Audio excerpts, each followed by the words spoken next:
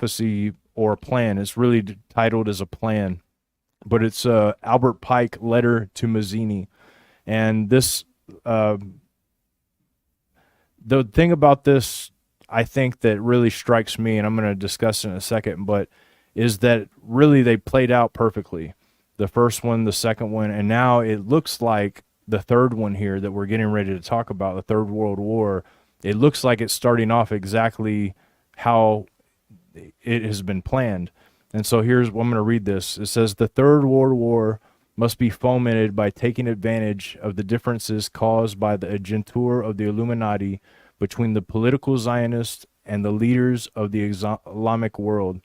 The war must be conducted in such a way that Islam, the Muslim Arabic world, and political Zionism, the state of Israel, mutually destroy each other. And we're going to talk about the second phase here in a minute. But what I think that we're witnessing manifest is exactly what's being talked about here. And they're natural enemies. They've been natural enemies since 1948 and maybe even before. But there is this hidden power that they're constantly at war with each other. But this is one of these things that, prediction wise, this is pretty impeccable and pretty interesting, this prediction, and especially when we see the second part of it. David, when we talk about Albert Pike here in this letter, who is Albert Pike to Freemasonry, to the occult world? Albert Pike was the most influential Freemason of all time. His book, Morals and Dogma, is the most influential Masonic book of all time. And during the 1830s, there was a revival. The expose of the murder of Captain William Morgan, Charles Finney's conversion to Christianity, and his expose of Freemasonry. And in America, a revival broke out, led by Charles Finney and others. And at the forefront of that revival in the 1830s was people renouncing Freemasonry. 4/5 of the Freemasons had renounced Freemasonry by the time of the Civil War.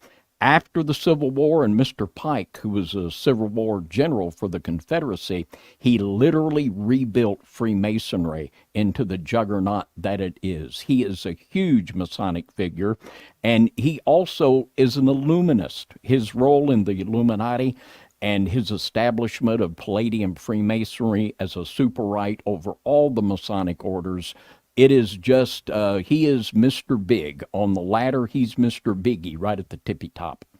So we're going to move on to the next aspect of this, and I want to highlight the second phase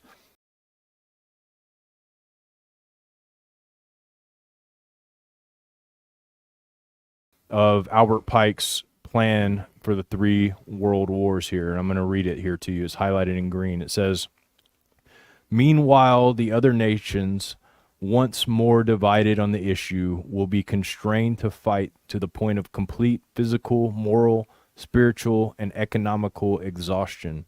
We shall unleash the nihilists and the atheists, and we shall provoke a formidable social cataclysm, which in all its horror will show clearly to the nations the effect of absolute atheism, origin of savagery, and one of the most bloody turmoils. Then everywhere, the citizens obliged to defend themselves against the world minority of revolutionaries will exterminate those destroyers of civilizations, and the multitude disillusioned with Christianity, whose deistic spirits will from that moment be without compass or direction, anxious for an idea, but without knowing where to render its adoration, will receive the true light through the universal manifestation of the pure doctrine of Lucifer, brought finally out in the public view. This manifestation will result from the general reactionary movement, which will follow the destruction of Christianity and atheism, both conquered and exterminated at the same time.